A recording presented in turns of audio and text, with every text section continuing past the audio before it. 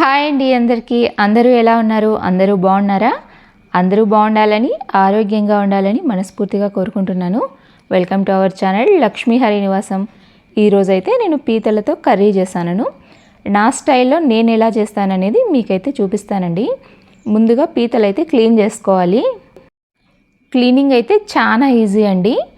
ఆ పైన ఉన్న షెల్ని మనం అలా పట్టుకొని లాగేస్తే ఏంటంటే కింద ఉన్న పార్టు పైన ఉన్న పార్టు రెండు పక్కనకు వచ్చేస్తాయన్నమాట. తర్వాత ఇందులో ఉన్న వేస్టేజ్ ఆ పైన ఉన్నది తీసేసి ఈ కాళ్ళు అయితే ఎడ్జెస్లో ఉన్న కట్ చేసుకోవాలండి. అందులో అయితే మాంసం ఉండదు, మనకు ఊరికే మసాలా వేస్ట్ అవుతుందన్నమాట. ఆ ఎడ్జెస్ ఉన్న కాళ్ళన్నీ కట్ చేసేసామంటే పీతలు అయితే తొందరగానే క్లీన్ చేసుకోవచ్చు, టైం కూడా పట్టదు. 10 మినిట్స్లో అయితే అయిపోతుందండి మనకి. ఆ చిన్న కాళ్ళు ఏంటంటే అందులో మనకు మసాలా వేస్ట్ అవుతుందన్నమాట, అందులో మాంసం కూడా ఉండదు కాబట్టి ఆ కాళ్ళు ఎడ్జెస్ అనేవి కట్ చేసేయాలి. పీతలు అయితే క్లీన్ చేసేసిన తర్వాత ఉప్పు, కొద్దిగా పసుపు, పెరుగు వేసేసి నేనైతే కలిపి పెట్టేశాను. ఇలా మనం 10 మినిట్స్ కలిపి పెట్టామంటే ఆ నీచు వాసన అనేది లేకుండా క్రాబ్ అయితే చాలా టేస్టీగా ఉంటుందండి. క్రాబ్ తీసుకునేటప్పుడు ఏంటంటే మనం కాస్త వెయిట్ ఉన్నవి తీసుకోవాలి. ఇలా చేత్తో పట్టుకుంటే బరువుగా అనిపించాలన్నమాట. అప్పుడే దాంట్లో మీట్ అనేది కొద్దిగా ఎక్కువ ఉంటుంది. తర్వాత అయితే ఇక్కడ మసాలాకి రెడీ చేసుకుంటాను. మిక్సీలో కొద్దిగా ధనియాలు, జీలకర్ర ఫ్రై చేసి పెట్టుకున్నాను. తర్వాత అందులోనే 3 ఇలాచీలు, చెక్క, లవంగాలు అయితే వేసుకున్నాను చూడండి. దీన్నైతే ఇందులోకైతే అల్లం, వెల్లుల్లి, పచ్చిమిర్చి అయితే వేసుకుంటాను. వెల్లుల్లి ఏంటంటే నేను పొట్టు తీను, కానీ నీట్గా కడిగేసి పెట్టుకుంటాను. మనం ఇలా ఫ్రెష్గా అప్పటికప్పుడు మసాలా చేసి వేసుకుంటేనే బాగుంటుందండి. అల్లం వెల్లుల్లి పేస్ట్ కూడా ఇందులోనే వచ్చేస్తుంది. తర్వాత అయితే పచ్చిమిర్చి ఒక 3 వేస్తాను. ఏ సీ ఫుడ్కైనా మనం కంపల్సరీ కాస్త పచ్చిమిర్చి, తర్వాత ఎండుకారం పొడి ఈక్వల్గా వేయాలండి. అలా వేసుకుంటేనే నాన్ వెజ్ అయితే బాగుంటుంది. తర్వాత అయితే మనం మిక్సీకి పట్టేసుకున్నాం చూడండి, పేస్ట్ అయితే బాగా ఫైన్గా పట్టేసుకోవాలన్నమాట. తర్వాత అదే మిక్సీ జార్లో ఒక పెద్ద ఆనియన్ తీసుకొని కచ్చా పచ్చాగా వేసుకోవాలండి. బరకగా ఉండాలి, అలా ఉంటేనే టేస్ట్ అయితే బాగుంటుంది. తర్వాత అయితే కొత్తిమీర, కరివేపాకు, 2 కాడలు అయితే పెట్టుకున్నాను.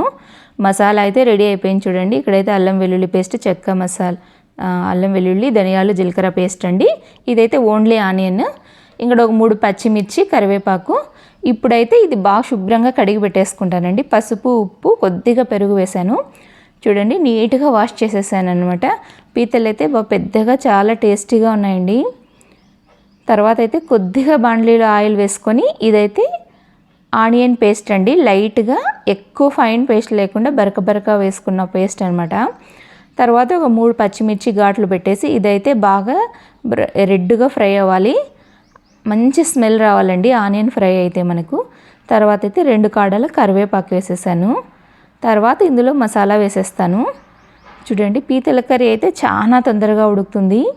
మనకు ఆ షెల్ ఏంటంటే ఇంత గట్టిగా ఉంది, ఉడుకుతుందా అనిపిస్తుందండి, కానీ 10 మినిట్స్కి ఉడికిపోతుంది అనమాట.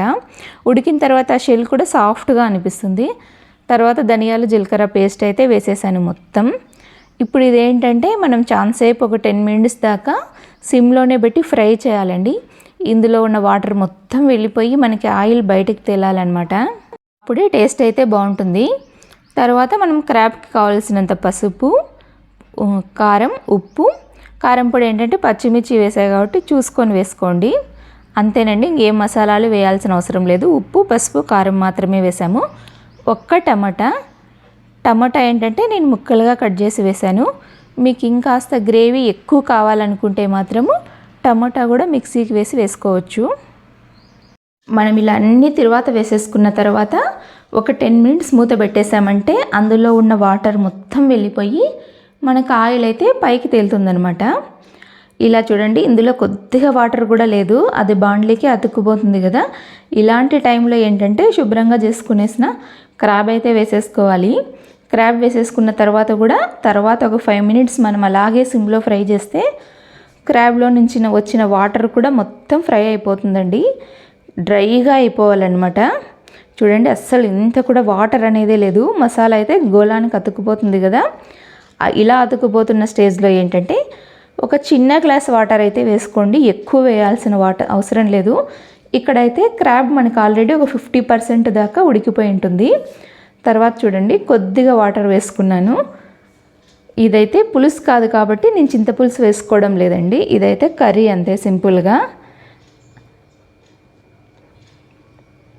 ఇలా వాటర్ వేసుకున్న తర్వాత మనం ఇంకో 10 మినిట్స్ బాయిల్ చేసుకొని ఇంకొకసారి కరివేపాకు కానీ కొత్తిమీర కానీ వేసుకున్నామంటే చాలా బాగుంటుందండి.